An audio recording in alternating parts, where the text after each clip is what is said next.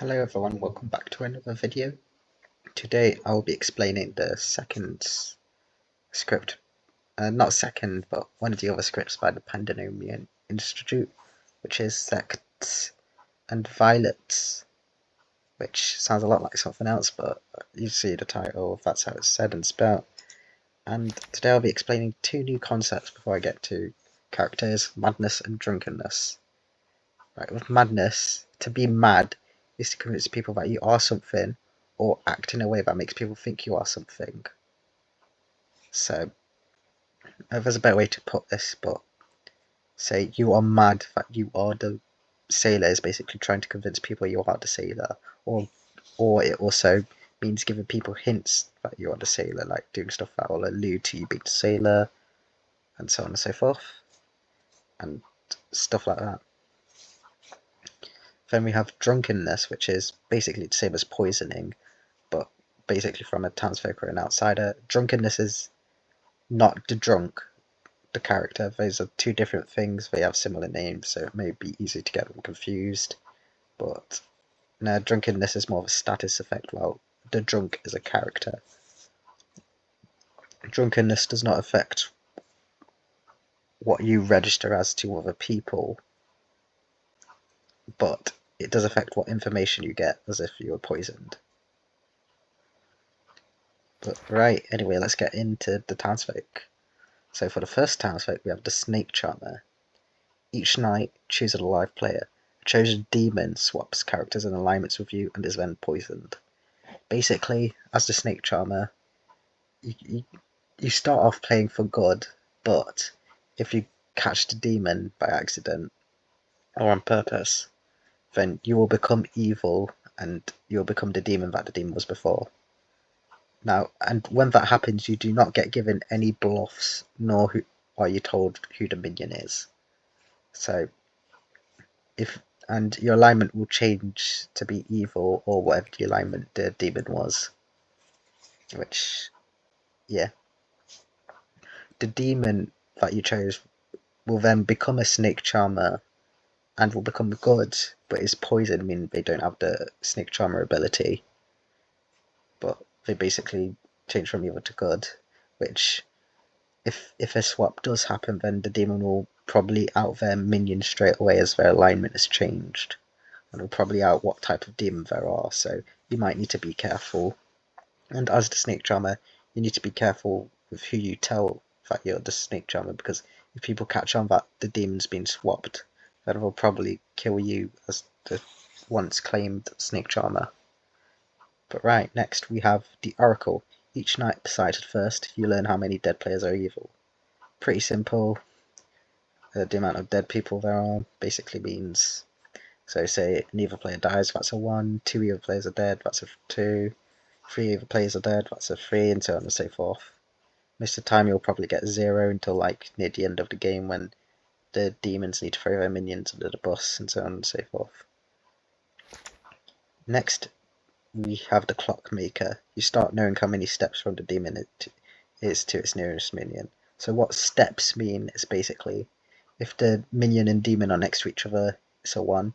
If there is a person in between the demon and minion, it's a 2. If there are 2 people in between them, it's a 3, and so on and so forth. Next we have the Sage. If the demons kill you, or if the demon kills you, you learn that it is one of 2 players. Pretty self-explanatory. You get targeted, and yeah, you want to die as the Sage at night, because we'll pretty much get knowledge that you're who the demon is. Next we have the Town Crier, which is each night besides the first, you learn if a minion nominated today, which is very useful if you can get enough people to nominate, because it allows you to narrow down who could be a minion very easily. But right, yeah, that's the Town Crier. Next we have the Savant.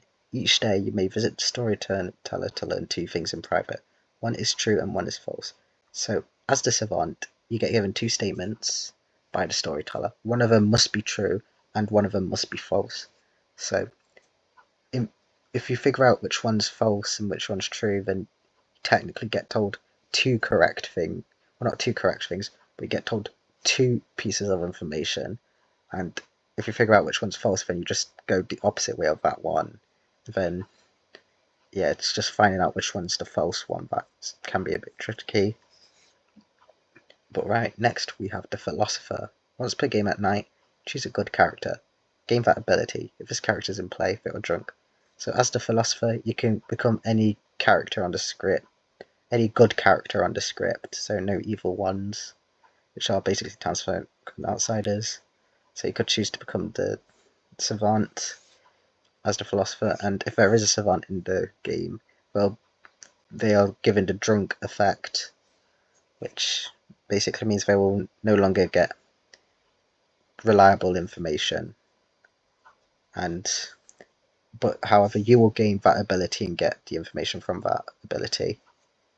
So say a Philosopher chooses a Sage, then the original Sage will become drunk, so when they get killed they'll get told a whole bunch of bullshit, and if you are the Philosopher, and as the Philosopher you'll gain that ability, so if the demon targets you, then you'll know it's one of two players.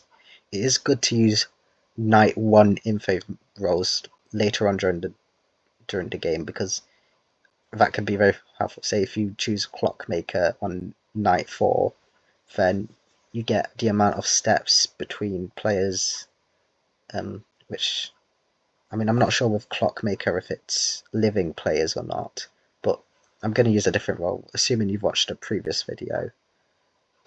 Say you have a chef, you could learn, instead of, not a chef, but yeah, you could learn a different chef number to know, because dead players don't count in first night info rolls generally.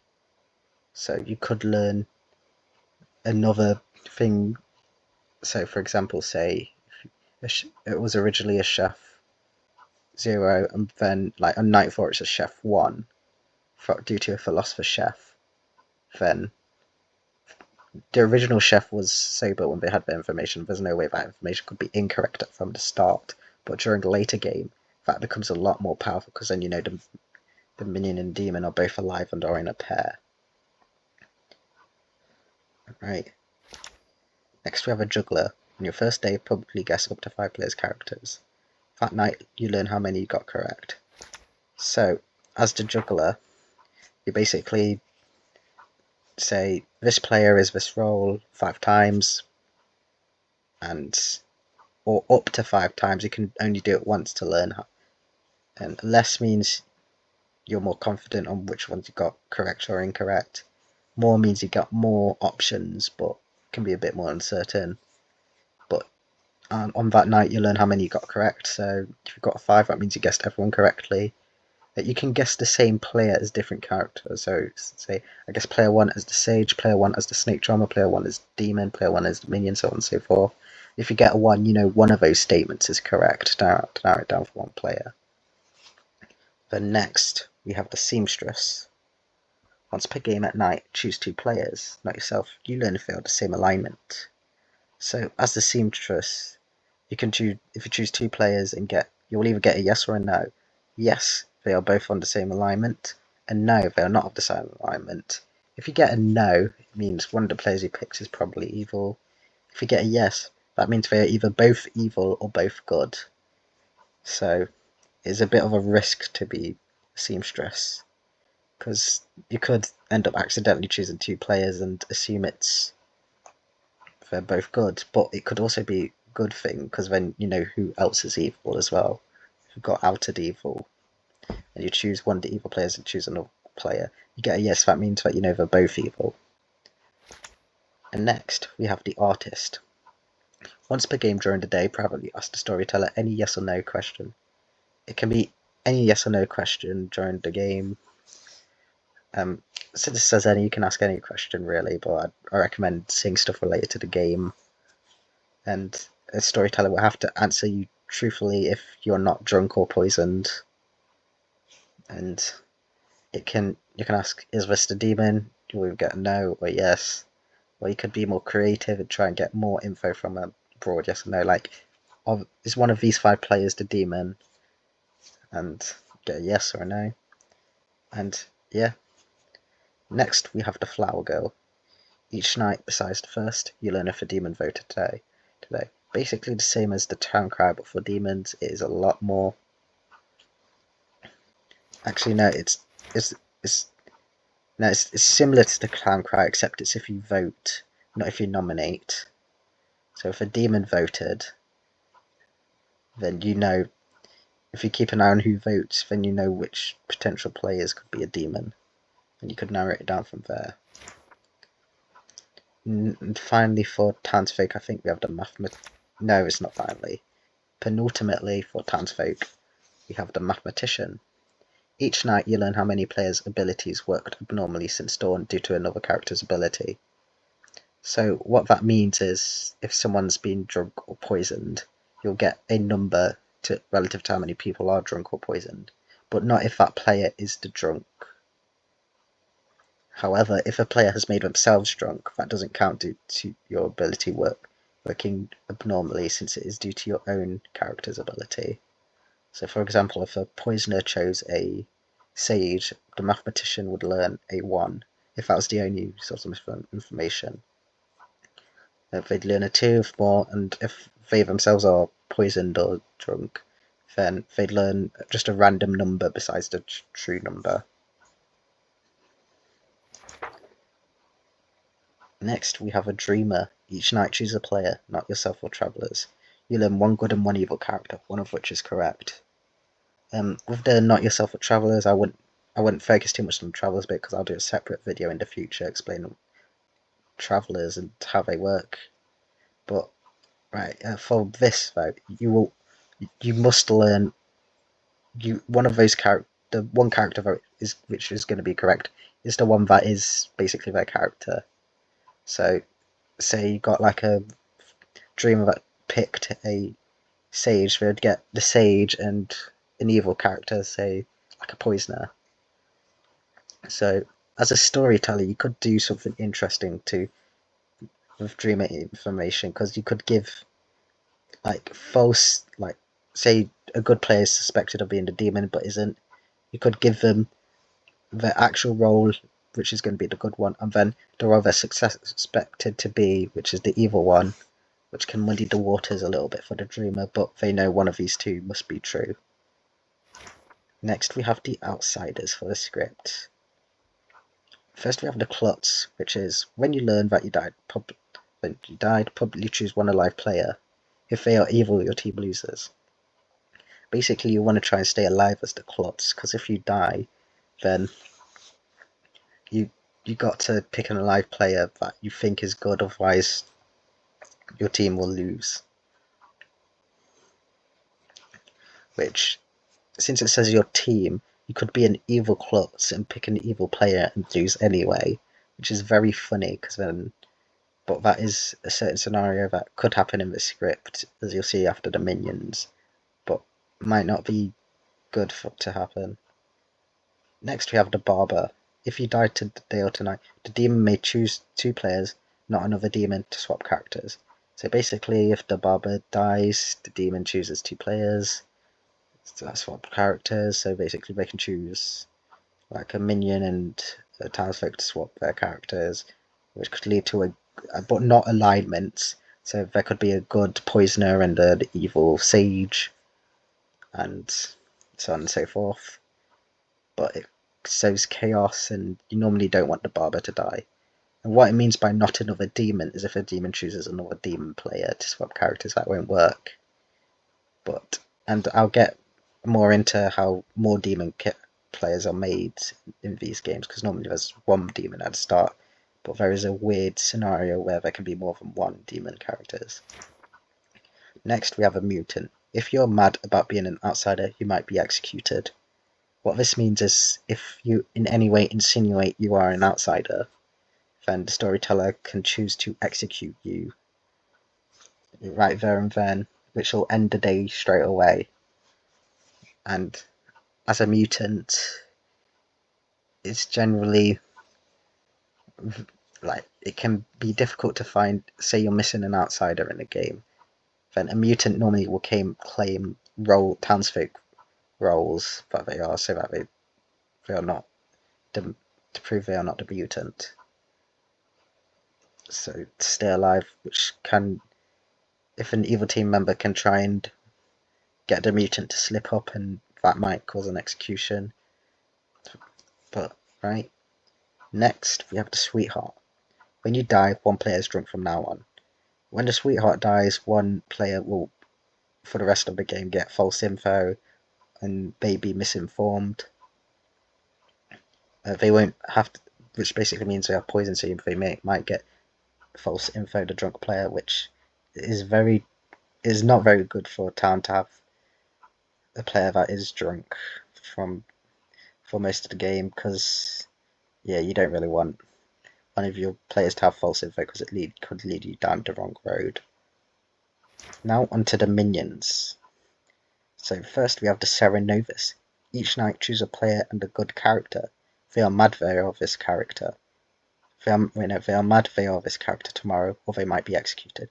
So as the Serenovus, you choose a player and a good character. So say player 1 as the Sage. And if they don't try and convince everyone they're the Sage, then they might be executed. They cannot allude that they're Serenovus mad, because that would give it away, and so storyteller may choose to execute them.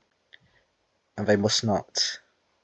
And if they were mad, once the madness ends, they can say they were Serenovus mad and that they're actually this character, since it only works for the day after Serenovus chooses. Which, if a Serenovus chooses a player, you might want to keep it up in case it's the final day and Serenovus is still alive. It might cause suspicion on players. It's to double claim,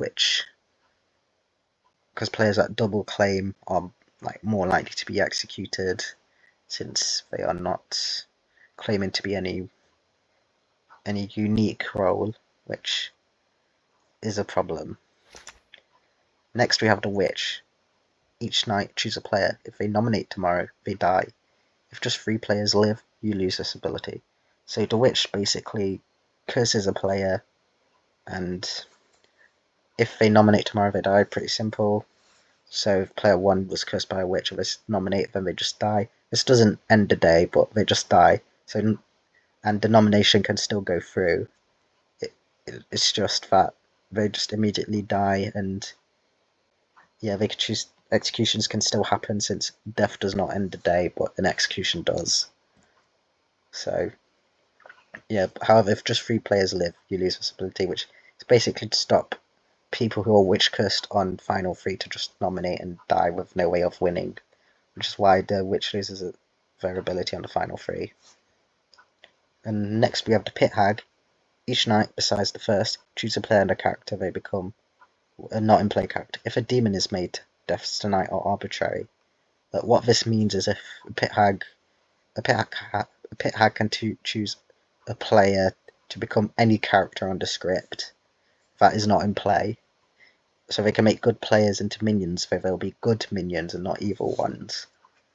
And they can make good players into demons as well, which is how multiple demons can be made. They could also make other evil players into demons, which either way, if a demon is made, deaths are arbitrary, which means the storyteller can decide if someone dies or if no one dies. And they can choose to kill off another demon to balance it out, so that there's not 2 demons that can kill during that night. And yeah, they cannot choose a character to become a character that is in play, because if they do, then nothing will happen. But right. And finally, for the minions, we have the Evil Twin. You and an opposing player know each other. If the good player is executed, evil wins. Good can't win if you both live. So if there's an evil twin, you'll be told a good townsfolk or outsider player. And if the good player will also know who you are as the evil twin. So you'll need to bluff as that player's role and give them information that would seem as their role, because to help the evil twin and to stop them from voting you out. Because if you convince good to execute the good twin, then then evil will just win, and good can't win if you both live, so the evil twin must die in order for good to win. If a twin is made drunk, or not a twin, if an evil twin is made drunk and the good twin is killed, then the win condition doesn't happen. I mean, I think that good player is executed, evil wins thing doesn't happen until the evil twin becomes sober, I think. I'm not too sure about that. But if the... yeah. Alright. Then we have the demons. We have the no dashi. Each night besides the first choose a player, they die. Your 2 townsfolk neighbours are poisoned. This can be very powerful because if you're next to a minion and an outsider, it can extend your reach a bit to prevent people from easily figuring out which players don't know dashi. Because if you're next to a minion and an outsider on your left, and then just a townsfolk on your right, that right townsfolk will be poisoned, but then two places across the line, that other player will be poisoned, which is a good way to do it. If the townsfolk neighbours become outsiders, minions, or demons, the poison will move to the next available townsfolk. The poison does not change if the townsfolk player dies. It's only if their character changes into an outsider or the other role types. Next we have Vortox. Each night besides first choose a player, they die. Townsfolk abilities yield false info. Each day if no one is executed, evil wins. So in a Vortox game, all information must be false. Which means that there can't be any... it's not like poisoning and drunkenness where they may be correct. In Vortox game, all information must be false, so you are not going to get correct information. And each day, if no one is executed, evil wins.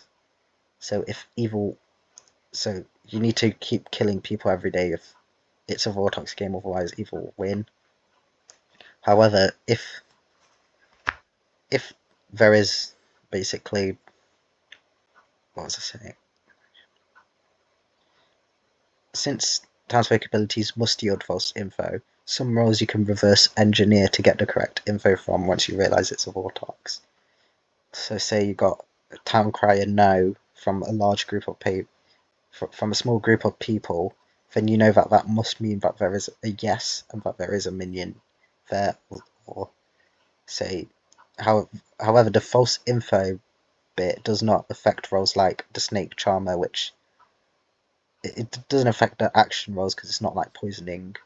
It only affects rolls that only get info. Right. Next we have the Fangu. Each night beside the first, choose a player, they die. The first outsider this kills becomes an evil Fangu, you die instead, plus 1 outsider. The Fangu is a powerful demon because they can like create another Fangu if they kill an outsider, and then this outsider changes alignment and becomes a Fangu. So yeah, however, you might not want to kill the outsider until near the end to get sus off of you, because if a Fangu is in play and you kill an outsider and you jump, it could take sus off you because people might suspect you and then no longer suspect you, though they probably will still suspect you if they think it's a Fangu game, and they'll probably look around for who an outsider is, and outsiders normally don't want to speak up and say that they're outsiders in a Fangu game, because then they'll be targeted. If the new Fangu kills an outsider, nothing happens because it's only when the first Fangu kills an outsider, not when a second one does. Or the first time an outsider is killed by a Fangu, they become an evil Fangu, and then no more Fangus can be created after that. And then finally we have the Vigor Mortis. Each night, choose a player, they die. Minions you kill keep their ability. Poison 1 townsfolk neighbour, -1 outsider. This role basically allows you to kill your own minions, and this will allow them to keep their ability, which is very overpowered. Because, I mean, say you killed a Cerenovus can still make people mad about being other roles, which is one way to keep town, like keep town from finding out who you are, is by muddying the waters, and also takes, if you kill your minions early, it will prevent them from getting as found out as easily as if they were alive. And once you kill a minion, you poison one of their townsfolk neighbours, which basically means they'll get false info. However, if you believe to be Vigor Mortis poison, you can figure out who the dead minion is, and then just suss them out and have. But however, it will be a bit difficult given their ability may persist. I don't know if it will persist after execution or not. I probably need to clarify that, but generally speaking, they keep their ability. Poison townsfolk neighbour, which, yeah, it's basically a very powerful evil demon role, which that is the reason why one outsider is taken away, because yeah, it'll be a bit really overpowered otherwise, so because good needs all the help they can get. But right, that is the end of the video. See you all next time. Bye bye.